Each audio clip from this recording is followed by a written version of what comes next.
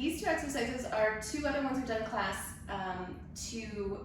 They're called flossing the nerve in PT, which sounds real odd, but I'll show you what they look like. So the most important thing for these is that you really put your hands on your hip points so that you can make sure that your hips are level, and that you activate your middle so that your back becomes a little bit flat. So you see that I'm up on two pillows, and then I'm also really activating my middle so that I'm kind of locking out my hips and they're not gonna move, and they're also, you're not gonna be crunching your low back to do this. Okay, so the first one is your sciatic nerve. So you're just gonna go back and forth with your foot. You're gonna feel like you're not doing very much, but you can do 3 sets of 10 of these. You could do 30 in a row. It actually feels really nice when you're done.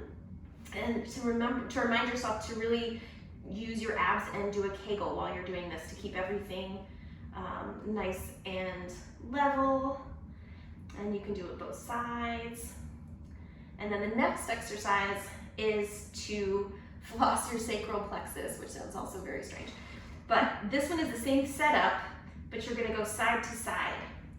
So you're gonna flex your heel, your ankle, and you're gonna go side to side, keep your abs and your kegel working. And this is really stretching your rotators in your deep hip joint. And so if you've got any tightness in there, especially if you've got any pelvic pain, this can really help a lot. But it also kind of shows you which side is more tight than the other side.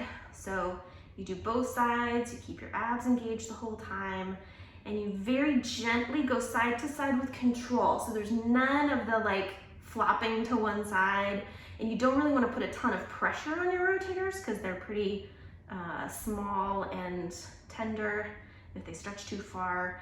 But this exercise feels really good, and over time can really help with any sacral nerve issues you might be having. All right.